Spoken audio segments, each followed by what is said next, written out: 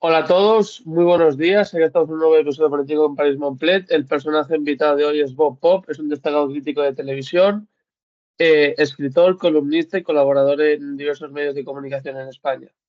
Inició su trayectoria en el mundo de la comunicación a través de su blog ¿Qué trabajo nos manda el señor?, donde comenzó a construir su personaje público a lo largo de su carrera. Ha trabajado en medios como el 20 Minutos, el Diario Público, La Sexta y la cadena SER.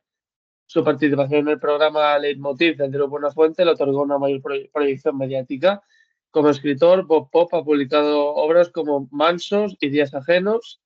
En 2021 creó y escribió y protagonizó la serie Maricón Perdido, emitida en TNT España, una producción de carácter autobiográfico que aborda temas como la identidad y la aceptación personal. Esta serie fue reconocida con el premio Ondas a la mejor serie de comedia en el año 2021. Pues es esta detallada presentación tuya, Bob, pues pasamos con las preguntas. La primera sería la siguiente.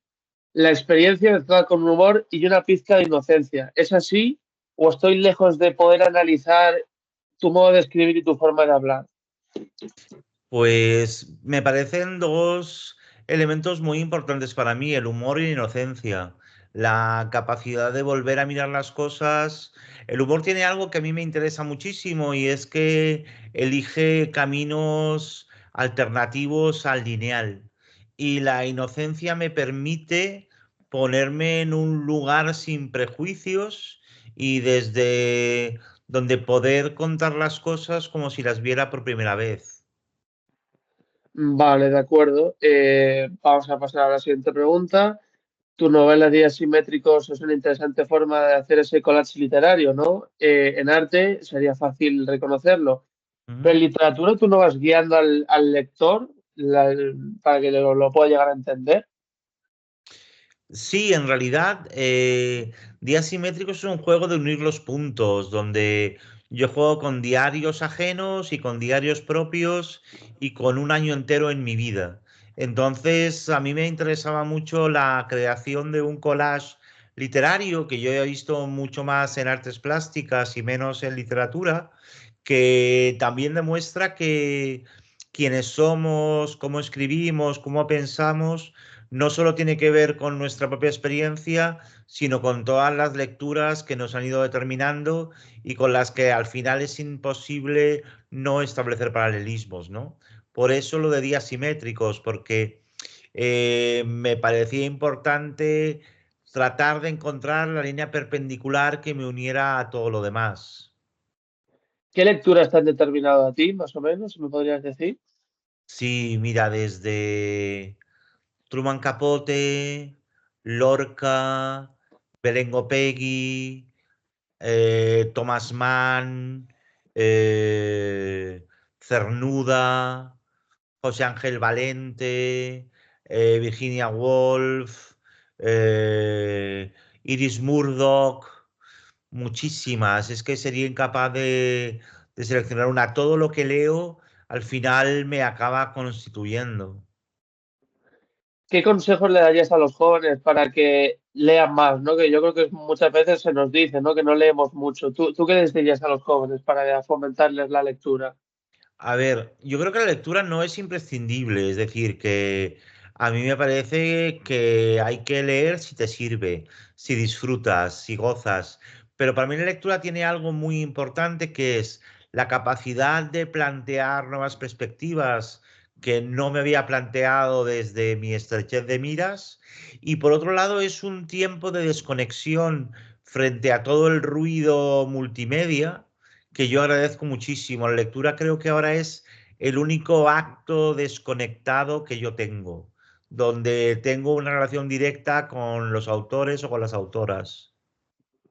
Vale, de acuerdo. Volviendo al tema que estábamos hablando antes del collage, por ejemplo, ¿no? Sinito Connor, desde su web oficial, publicó un anuncio, ¿no? Buscando sexo anal. Aquí es donde tú citas este collage de Sinito Connor y creas uno tuyo haciendo incorporaciones propias. ¿Es cierto? ¿Es así? Sí, es así, porque y además también con el paso del tiempo me doy cuenta de que yo en ese momento fui ultra crítico con ese anuncio de Sinead O'Connor y años después me di cuenta de que tenía todo el sentido del mundo, ¿no? Que buscar a alguien que le sodomizara tener una forma como de seleccionar a alguien que hiciera las cosas con cuidado. Vale, de acuerdo. Pues vamos a continuar hablando de este collage, ¿no? Leer esto no en la novela, yo leo en el monólogo, entiendo que es distinto, ¿no? En el que dice el Festival de Cine y de la Cultura. Son dos cosas distintas, aunque bastante parecidas en algunos aspectos, ¿no? Pero a ti no te creo dudas como cómo podría reaccionar el público si tú soltabas ese collage ahí en el escenario. No, nunca. Me planteé que me apetecía mucho compartirlo en vivo con la gente y darle otra nueva experiencia, ¿no? Que al final la escritura es muy solitaria y el hecho de enfrentar eso a un público sobre un escenario le da muchísima riqueza, lo amplía y trasciende el acto íntimo, ¿no? Se convierte en algo comunitario que a mmí es de las cosas que más me interesan.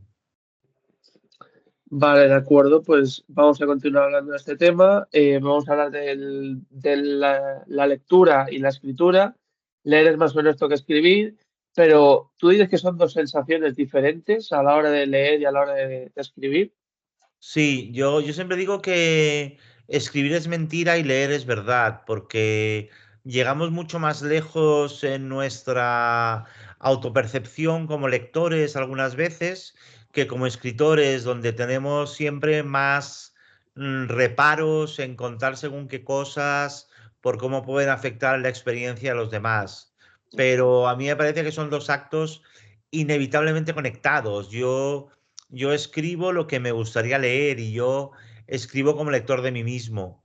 Y no escribiría de no sentir una deuda enorme con toda la gente que escribió para mí y a las que yo leí. Entonces sí me gusta como contribuir a lo que me ha dado la literatura creando la propia, que además no creo que tenga que ser nunca definitiva. Es decir, yo no busco escribir nada definitivo sobre nada, sino que creo que formamos una coral, un coro donde cada voz aporta algo y tenemos que sentirnos muy tranquiles de contar lo que contamos porque todo al final sirve para constituir una época, un canon y porque yo estoy seguro de que ojalá en algún momento alguien lea algo que yo he escrito y lo transforme en algo mucho mejor. ¿Cuál es el libro que más has disfrutado escribiendo de todos los que has escrito? Mira, el último, como las grecas, lo disfruté muchísimo. Y Días Simétricos me pareció una delicia, sobre todo porque tiene algo de trabajos manuales que es muy, muy, muy placentero. Vale, de acuerdo. Vamos a mover a otro bloque. Te voy a leer una cita del autor Kafka. Ajá. Que dice así, abro comillas, no te doblegues, no lo diluyas, no intentes hacerlo lógico, no edites tu propia alma según la moda, cierro comillas. Tú has leído a Kafka, ¿me puedes dar un análisis detallado sobre esta cita, lo que significa?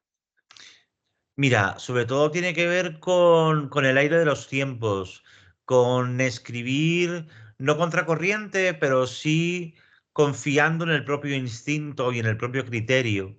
Y yo creo que Kafka ahí, pues creo que como casi todos los autores y autoras, se plantea si se puede vivir de la escritura, si lo que uno escribe va a ser aceptado o no va a ser aceptado, cómo va a ser leído, pero yo creo que uno no tiene que pensar en cómo va a ser leído, sino en cómo va a escribir.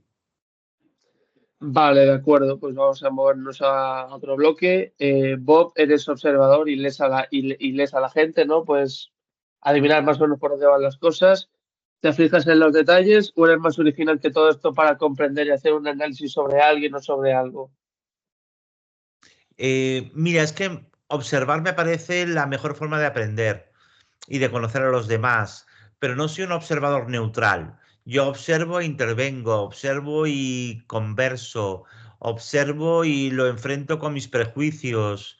Y creo que eso es ser escritor.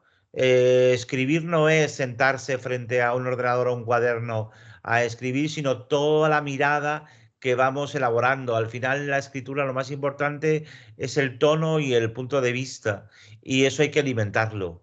Y si no, estás siendo un mal escritor. Vale. Tú, por ejemplo, tienes la sección de Cuenta con Bob, ¿no? De la cadena SER. Sí. Co- ¿Cómo, cómo haces para llevar esa sección para tratar con los problemas de los oyentes? ¿Cómo es llevar esta sección? Pues mira, es una sección que sobre todo tiene que ver con escuchar a la Ajá. gente que tiene la amabilidad de consultarme cosas y tratar de buscar un punto de vista original de un problema que a veces parece un callejón sin salida, ¿no? Y creo que la ficción es justamente eso, que agujere los muros de callejones sin salida por dentro de la luz.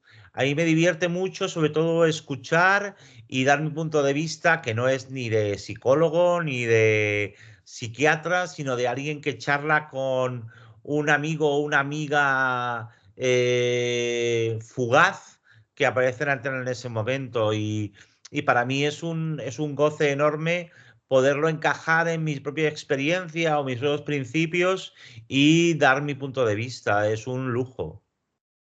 ¿Cómo se podría llamar a la sección de Cuenta con Bob y qué objetivo tiene esta sección? ¿Qué se quiere conseguir con esta sección?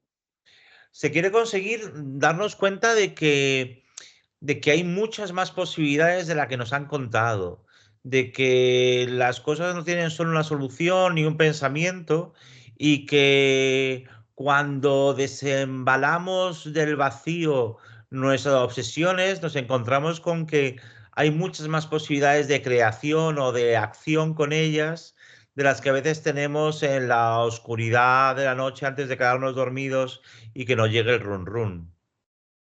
Vale, de acuerdo, pues vamos a movernos a otro bloque. Has colaborado en prensa escrita, en televisión y en radio. ¿Siempre fuiste Bob Pop o la política de empresa en ocasiones te limitó un poco de decir tus opiniones reales o lo que pensabas? Siempre fui Bob Pop y fui probando límites, que es lo que más me gusta. Es decir, llego a un sitio y asumo que yo no soy parte de ese sitio y que tengo que hacerme un hueco, pero lo que sí tuve siempre y tengo muy claro es que yo no trabajo para la empresa que me paga, sino para el público que me ve o me lee o me escucha. ¿En ocasiones has sentido como que tus opiniones han sido como censuradas, que no podías dar tu opinión? Sí, sí, en Movistar, por ejemplo. Ajá. Sí, pero entendí que, bueno, que tenía que ver más que con censura, con su propia línea editorial de una empresa privada, cosa que me parece muy respetable y que además está bien que nos recuerden de vez en cuando que no somos parte de los grandes medios, sino que estamos ahí de prestado y que lo que hacemos es lo que podemos hasta que nos pillen y nos echen. De acuerdo, vamos a pasar al siguiente bloque. ¿Estás contento con tu trayectoria profesional o borrarías algo que no crees que sea bueno y lamentas haber hecho? Todo lo que he hecho me ha llevado hasta aquí, que es un lugar en el que me encuentro muy cómodo. No me arrepiento de nada en absoluto. Vale, de acuerdo, pues pasamos a la siguiente pregunta. Muchos programas de entretenimiento han colado más política que anuncios, me refiero a la televisión. ¿Mm? ¿Esto no es un fraude? ¿No se ajusta tanto a lo que el programa está buscando? A ver, el fraude es pensar que el entretenimiento es neutral. El fraude es pensar que la ideología no está en todas partes. El problema es que cuando hablamos de algo ideologizado es porque está fuera de la ideología dominante. Pero en el fondo el entretenimiento no es más que una forma de apuntalar todo el pensamiento dominante contra el que de vez en cuando está muy bien luchar y mostrar otras perspectivas. Pero el fraude es pensar que el entretenimiento es inocente. ¿Cómo es el entretenimiento en su lugar? O sea, ¿Perdona? dices que el entretenimiento no es inocente. ¿Cómo podríamos definir el entretenimiento a día de hoy? El entretenimiento es una forma, primero a mí, no me gusta nada el término entretenimiento, prefiero diversión, porque Vale. uno se entretiene con cualquier cosa, pero somos más exigentes con lo que nos divierte. Creo que es un negocio, es una industria. En realidad, no tenemos que entender que los medios de comunicación son un ágora plural, son un centro comercial. Y siempre nos están vendiendo cosas, o un sistema, o un modo de vida, o una forma política. Siempre está ahí con ese formato ligero donde nos pueden colar las cosas, pero yo también utilizo ese formato para soltar mis propias eh, soflamas ideológicas. Con lo cual, lo único que creo es que muchas veces quien sale en televisión o en radio o en prensa no valora el privilegio que eso supone y cree que basta con salir y estar, pero no, hay que currarse más las cosas y tratar de abrir caminos para uno mismo y para los que vengan detrás. ¿Cómo tendrían que ser esos presentadores ideales, no? Tú dices que muchas veces salen ahí a simplemente estar. Cómo tendrían que ser? Pues honestos, supongo. Honestos y sobre todo que hablen desde su propia experiencia y de su propio ser, ¿no? Yo creo que los bustos parlantes ya han terminado su tiempo y está bien que sean reales, ¿no?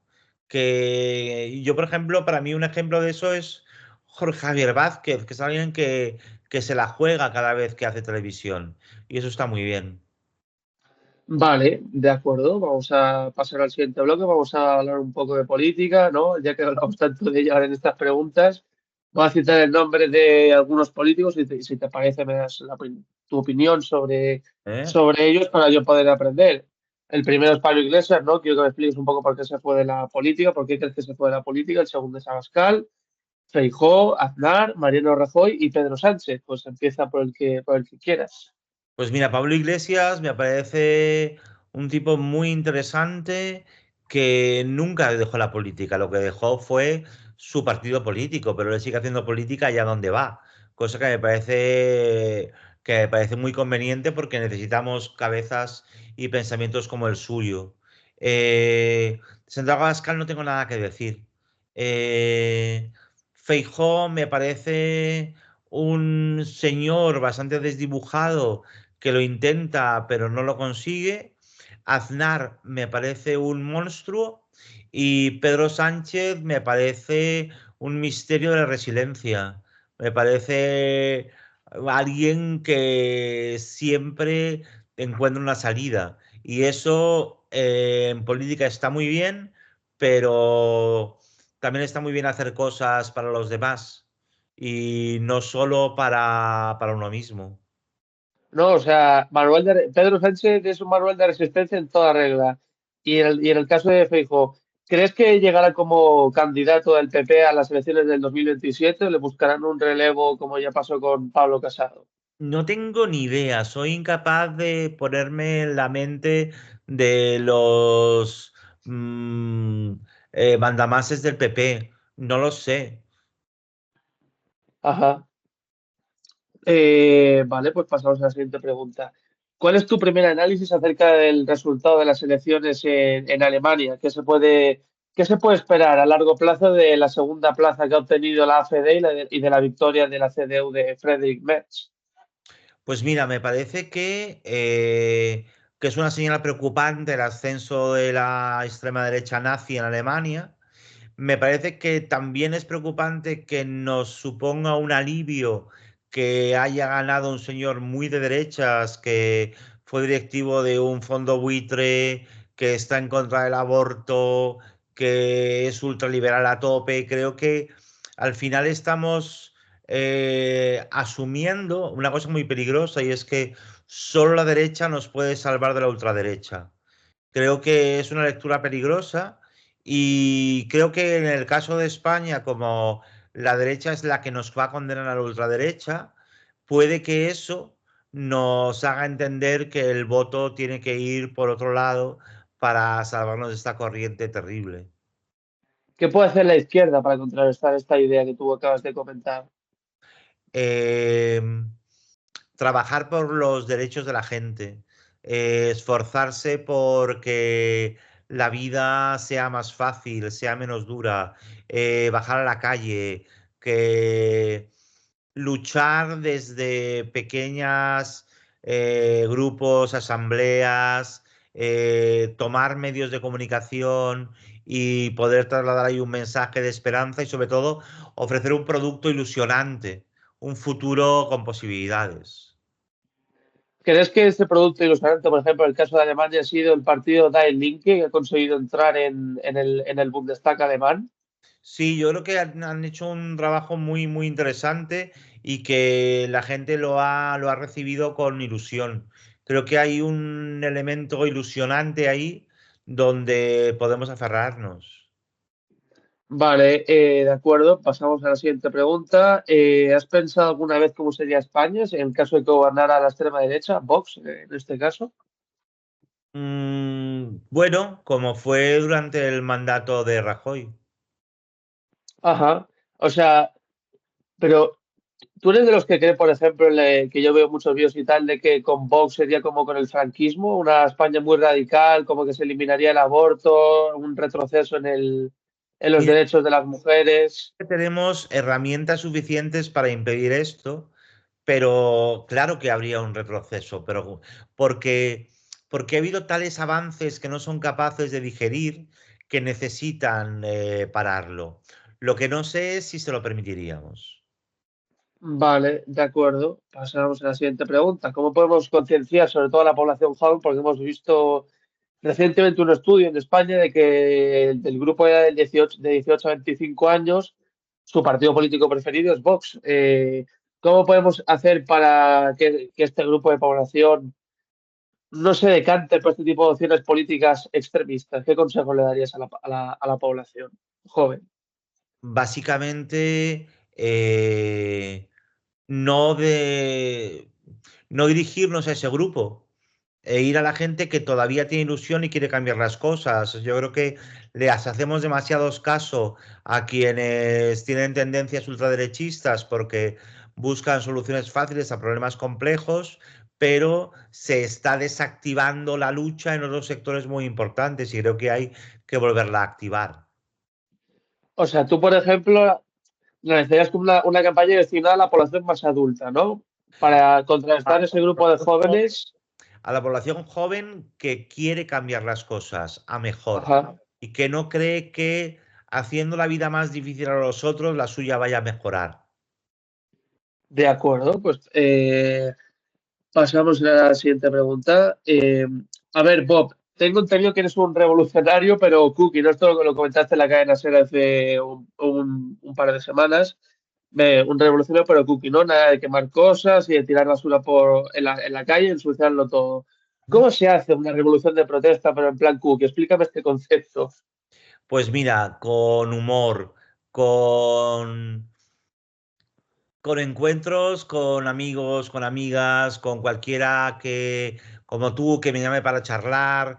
Es decir, al final es ir aprovechando cualquier oportunidad, tener cuerpo a cuerpo para acercarse a los demás, haciendo teatro, haciendo radio, toda la voz que tengo para el privilegio, usarla para pensar que las cosas no tienen que ser como han sido toda la vida.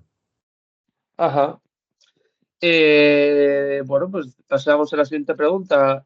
Bob, aquí tengo un póster aquí guardado en el móvil de una película de Sara Montiel, cuyo título es Esa mujer, del Sí. director Mario Camus, la primera actriz española que trabajó en Hollywood con actores como Gary Cooper, Burt Lancaster, Rod Steiger. Mm. Está este póster en tu casa a tamaño grande, ¿no? Se ha visto en muchos Sí. vídeos. Cocina. Sí. ¿Que era algo especial para ti, Sara Montiel, como actriz o como cantante? O sea, ¿es una referente para ti esta persona? Es un personaje de referencia absoluta porque es la reina del kitsch español y además es una tipa que nunca se olvidó de quién era, que era una curranta y que ayudó un montón a un montón de amigos y de amigas en una época muy miserable y que se lo pasó muy bien en la vida. Y no hay película de Sara Montiel que no disfrute muchísimo por su candidez, por su cosa como kitsch es deliciosa. Sara Montiel para mí Ajá, es un referente magnífico, sobre todo de ser humano. ajá. ¿Cuál es tu película favorita de esta actriz? Tusette Street. Ajá. ¿Te gusta más como actriz o como cantante?